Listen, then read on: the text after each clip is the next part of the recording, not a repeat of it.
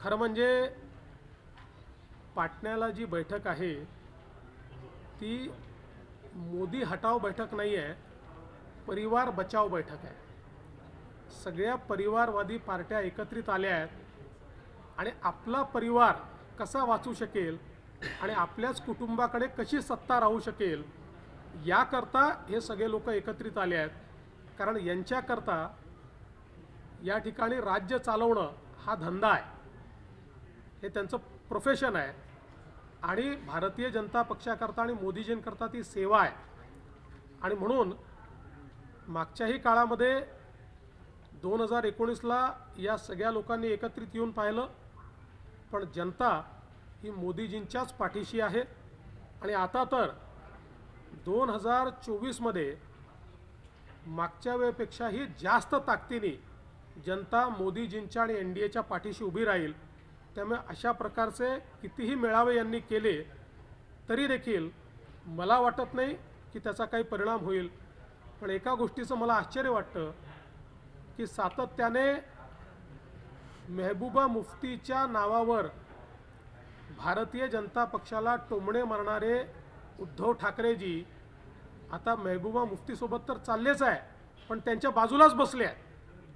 त्याच्यामुळे सत्तेकरता आणि परिवार वाचवण्याकरता, परिवारवादी पार्टी वाचवण्याकरता सगळ्या प्रकारचे कॉम्प्रोमाइजेस करण्याकरता हे तयार आहेत। पण याचा कुठलाही परिणाम होईल असं मला बिलकुलच वाटत नाही।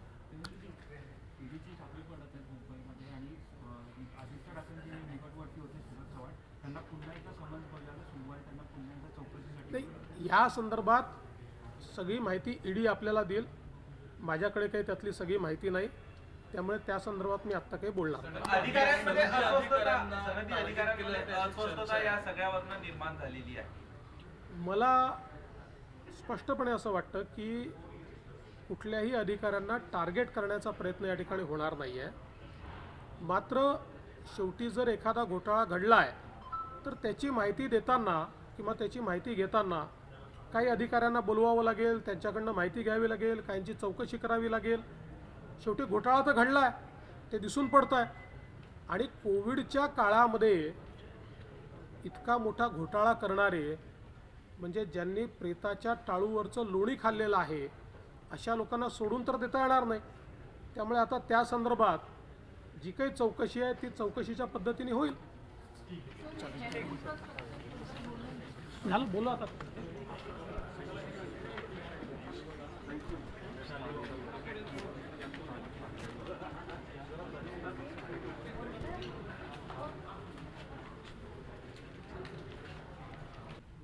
देखिए, मैं सबसे पहले तो केंद्रीय मंत्री मनसुख भाई मांडविया का बहुत बहुत आभार व्यक्त करना चाहता हूं कि आज एक बहुत ही महत्वपूर्ण और कारगर इस प्रकार की बैठक संपन्न हुई है।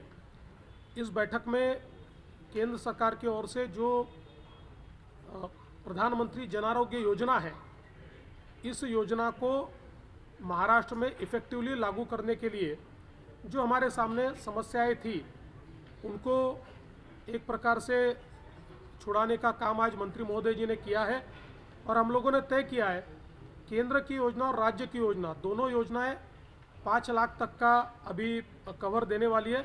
इनको हम एक साथ मिलाएंगे तो राज्य सरकार के ऊपर जो फाइनेंशियल बोझा होता है वो कम होने वाला है। इसके साथ साथ केंद्र सरकार करीब 1900 एलिमेंट्स को इसमें कवर करता है, हम केवल 950 को करते थे। तो हम लोग अब राज्य की योजना में भी करीब 1900 अलग अलग प्रकार के जो रोग हैं उनको कवर करेंगे, तो सारी योजनाएं सरीकी हो जाएंगी और लोगों को को ब्रांडेड कार्ड हम लोग देंगे। हर हॉस्पिटल में एक को ब्रांडेड कियोस्क रहेगा, जहां पर कोई भी व्यक्ति जाकर अगर उसके पास कार्ड भी नहीं है तब भी वो वहां जाकर अपना कार्ड बना पाएगा। और ये सारी चीज़ों का पूरा खर्चा ये केंद्र सरकार हमको दे रहा है।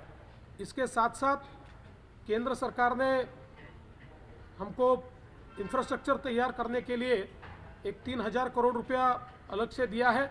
हमने आज मंत्री जी से निवेदन किया कि हमने इसमें जो प्रोजेक्ट सबमिट किया है वो करीब 6000 करोड़ का है। तो मंत्री जी ने हमको आश्वस्त किया है कि आप अगर समय पर पैसा खर्च करोगे तो जितना पैसा आप मांगोगे उतना भारत सरकार आपको देगी। तो मुझे ऐसा लगता है कि इसके कारण हम हेल्थ इंफ्रास्ट्रक्चर तैयार करने में भी बहुत तेज़ी से काम कर पाएंगे। इसके साथ साथ ये जो को ब्रांडेड कार्ड है इसको भी तेज़ी से लोगों तक पहुंचाने का प्रयास हमारा होगा और हम प्रयास करेंगे कि अगस्त के महीने में कम से कम 1 करोड़ लोगों को हम ये को ब्रांडेड कार्ड दें। जैसा आप सब जानते हैं कि पहले हमारी जो योजना थी ये योजना चंद लोगों के लिए थी, लेकिन अब महाराष्ट्र की नई सरकार ने इस योजना का यूनिवर्सलाइजेशन किया है और अब पूरे 12 करोड़ लोगों को 5 लाख तक हम लोग ये हेल्थ केयर फ्री दे रहे हैं। और इसमें केंद्र सरकार के मदद के कारण अब हमारे ऊपर जो आर्थिक बोझ है वो भी बहुत कम होने वाला है। इसलिए मैं केंद्र सरकार का बहुत बहुत आभार व्यक्त करता हूँ। सर, आखिरी सवाल आपसे लेना चाहेंगे कि एक तरफ महाराष्ट्र की जो विपक्ष पार्टियां हैं उनमें अंदरूनी दूरी नजर आ रही है और विपक्ष के एक महागठबंधन की सरकार को तैयार करने के लिए विपक्ष की बड़ी एक बैठक हो रही है, उसको कैसे देखते हैं? देखिए, मैं तो इतना ही कहूँगा, इन्होंने नाम तो दिया है मोदी हटाओ का, लेकिन ये जो गठबंधन हो रहा है ये परिवार बचाओ का गठबंधन है। सारी परिवारवादी पार्टियां एक साथ मिलकर अपने परिवार को बचाने के लिए गठबंधन कर रही है। और मैं तो देखकर इस बात पर अचंभित भी हूँ कि जो उद्धव ठाकरे जी रोज़ हम पर तंज कसते थे कि आप लोग महबूबा मुफ्ती के साथ गए, आप महबूबा मुफ्ती के साथ गए, अभी वो महबूबा मुफ्ती जी के बाजू में बैठकर अलायंस करने की बात वहाँ पर कर रहे हैं। तो देखिए, कुल मिलाकर ये सारी पार्टियों के ध्यान में आया है कि प्रधानमंत्री मोदी जी ने 9 साल में जो काम किया है, जब वो चुनाव के लिए जाएंगे उस समय भारत उनके पीछे पूरी ताकत से खड़ा होने वाला है। और इसलिए अपनी परिवारवादी पार्टियों को और अपने परिवार को सत्ता देने के लिए ये सब लोग एक प्रयास के रूप में एकत्रित आ रहे हैं। लेकिन ऐसा ही प्रयास 2019 में भी इन्होंने किया था, कोई फ़ायदा नहीं हुआ। 2024 में भी इसका फ़ायदा नहीं होने वाला है। लोग मोदी जी के साथ हैं। मोदी जी के नेतृत्व में भारतीय जनता पार्टी और एनडीए ये बहुत अच्छे तरीके से और पिछले बार से भी ज़्यादा सीटें लेकर चुनकर आएगा, ये मेरा विश्वास है। विरोधी पक्षांची बैठक होते पाटणामध्ये, आपली काय प्रतिक्रिया आहे? आणि महत्त्वाचं म्हणजे उद्धव ठाकरे मुख्यमंत्र्यांच्या बाजूला या सगळ्या बैठक आरोग्य क्षेत्राकरता त्यांनी घेतली आहे। विशेषतः प्रधानमंत्री जनआरोग्य योजना आणि महात्मा फुले जनआरोग्य योजना या 2 योजनांना एकत्रित करून महाराष्ट्रातल्या संपूर्ण 12 कोटी लोकांना आता आम्ही 5 लाखापर्यंतचा इलाज मुफ्त देण्याचा निर्णय या ठिकाणी केलेला आहे। त्यामुळे युनिव्हर्सलायझेशन ऑफ हेल्थ केअर हे पहिल्यांदा महाराष्ट्रामध्ये होत आहे आणि त्याच्यामध्ये केंद्र सरकार देखील वाटा उचलत आहे। त्यामुळे महाराष्ट्रावरचा एक भार त्या माध्यमातून कमी होणार आहे। यामध्ये हॉस्पिटलची संख्या आम्ही वाढवतो। केंद्र सरकार आमच्या जुन्या योजनेमध्ये 950 केवळ आजार होते, केंद्र सरकारच्या योजनेमध्ये 1900 आजार आहेत। त्यामुळे आता आम्ही देखील पूर्ण 1900 आजारांना आमच्या यादीमध्ये समाविष्ट करतो आणि त्यासोबत प्रत्येक हॉस्पिटलमध्ये को ब्रँडेड किऑस्क हा त्या ठिकाणी असेल, जिथे कोणीही पेशंट जाऊन आपल्याला काय उपचार पाहिजे आहेत त्या संदर्भातले कागदपत्र तयार करू शकेल। म्हणजे त्याच्याजवळ त्यावेळेस कार्ड नसलं तरी देखील तो जाऊन त्या ठिकाणी तात्काळ त्याचं कार्ड तयार होईल आणि त्याला त्यातनं आरोग्य सेवा मिळेल।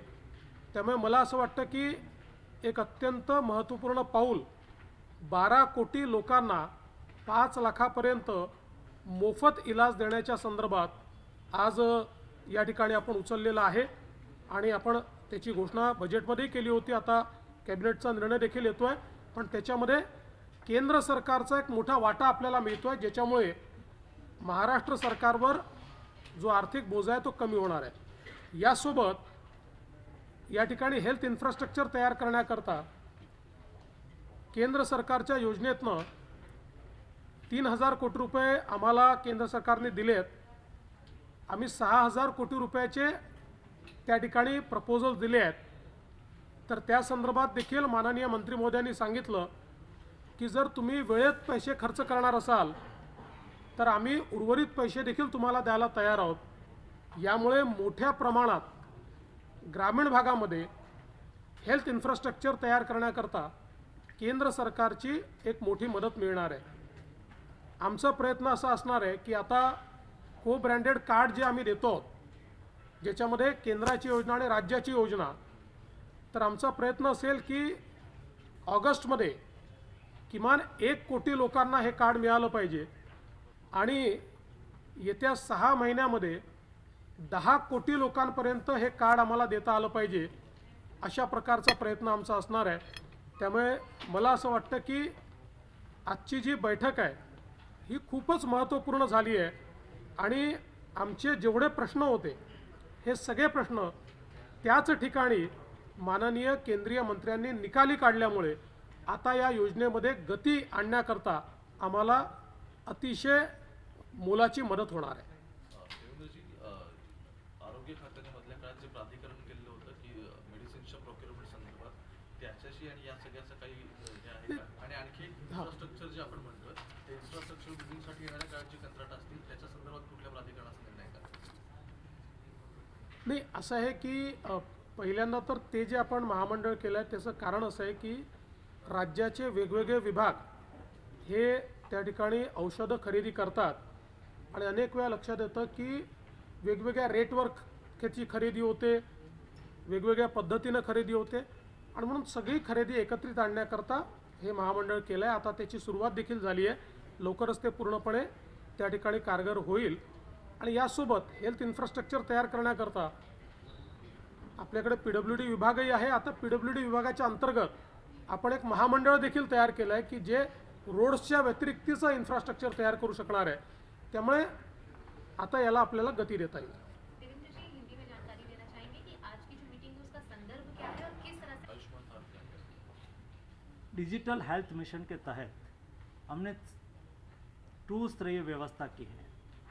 सभी हेल्थ एंड वेलनेस सेंटर को हमने स्पोक के रूप में डेवलप किया है और मेडिकल कॉलेज और डिस्ट्रिक्ट हॉस्पिटल उसको हब के रूप में डेवलप किया है ताकि टेली कंसल्टेशन के द्वारा कोई गरीब मरीज हेल्थ एंड वेलनेस सेंटर पे आ गया हो और उसको हेल्थ एंड वेलनेस सेंटर में एग्जामिन करके वहाँ के डॉक्टर को लगे कि उसको स्पेशलिस्ट डॉक्टर की ट्रीटमेंट की आवश्यकता है या तो उसका सुझाव की आवश्यकता है तो वहाँ ही वो टेली कंसल्टेशन के द्वारा सीधा डिस्ट्रिक्ट हॉस्पिटल के साथ जुड़ जाएंगे। वहाँ से ही उसको मार्गदर्शन मिल जाएगा और उससे फ़ायदा ये होगा कि कोई गरीब पेशेंट को सामान्य सुपर स्पेशलिस्ट डॉक्टर को बताने के लिए डिस्ट्रिक्ट प्लेस पर नहीं आना पड़ेगा। उससे उसका खर्च की बचत होगी, मजदूर है तो उसको काम भी नहीं छोड़ना पड़ेगा और डिजिटल टेक्नोलॉजी का उपयोग करके उसको ट्रीटमेंट सुनिश्चित हो। नेशनल डिजिटल हेल्थ मिशन के तहत देश में टेली कंसल्टेशन का व्याप बढ़ रहा है। डेली 3 से 4 लाख टेली कंसल्टेशन हो रहा है। आने वाले दिनों में और भी बढ़ेगा। महाराष्ट्र में भी ये व्यवस्था सुदृढ़ता से आगे बढ़ रही है। मनसुख जी, इसे कैसे देखते हैं कि आप कह रहे हैं कि अभी महाराष्ट्र गवर्नमेंट जो है नए इंफ्रास्ट्रक्चर तैयार करेगी, लेकिन भूतपूर्व काल में भी कोविड के दरमियान खास तौर पर स्कैम हुए हैं जिसको महाराष्ट्र प्रशासन ने एक SIT भी गठित की है, तो क्या उसका कॉग्निजेंस यूनियन हेल्थ मिनिस्ट्री लेगी? भारत सरकार अपेक्षा रखती है, चाहे भारत सरकार का पैसा हो या स्टेट गवर्नमेंट का पैसा हो, पैसा किसी का भी हो, लेकिन जिस हेतु के लिए ये पैसा दिया गया हो या तो ये पैसा आवंटित किया हो उसका अच्छी तरह से उपयोग होना चाहिए और अच्छी तरह से उपयोग नहीं हुआ हो, उसका मिसयूज हुआ हो तो उसकी इंक्वायरी भी होनी चाहिए, तपास भी होनी चाहिए और कार्यवाही भी होनी चाहिए। आपने थोड़ी देर पहले कहा कि महाराष्ट्र में कोरोना काल में यहाँ पे अच्छा काम हुआ जिसकी आप प्रशंसा करते हैं, लेकिन तब तो उद्धव ठाकरे की सरकार थी और अभी की जो आपकी सरकार है वो उन्हीं के ऊपर एलिगेशंस लगा रहे हैं और उसी दरमियान जो भ्रष्टाचार हुए उसी की रिगार्डिंग अभी चल रही है। कोई सीएजी की रिपोर्ट भी आई है और उसी के आधार पर अभी जांच भी चालू है। मैं कोविड के कार्यकाल का कोई विषय पर पॉलिटिक्स करना नहीं चाहूँगा। उस वक्त भारत सरकार ने, राज्य सरकार ने जो मांगा सारा सहयोग किया था और अपेक्षा रखी थी कि उसका बेस्ट से बेस्ट इम्प्लीमेंट करे और उसमें किसी को भी कचाश रखी हो तो उसके सामने कार्यवाही होनी ही होनी चाहिए। देवेंद्र जी, आज की जो सिर्फ आपको मतलब आपने इन्होंने की हुई बात पूरी सुनी नहीं, इसलिए आपने ऐसा प्रश्न पूछा। उन्होंने कहा कि उस समय भी आयुष्मान भारत योजना के तहत अच्छा काम हुआ, ये मंत्री जी ने कहा था, इसलिए आप उसको जनरलाइज मत कीजिए। देवेंद्र जी, आज की जो मीटिंग हुई है इसको लेकर महाराष्ट्र प्रशासन की किस तरह से तैयारियां होंगी, क्योंकि केंद्र से भी आपको एक अच्छा समर्थन हासिल है। मी पहिल्यांदा माननीय मनसुखभाई मांडविया केंद्रीय आरोग्य मंत्री यांचे आभार मानतो की एक अतिशय चांगली बैठक लाल मातीतली कुस्ती म्हणजे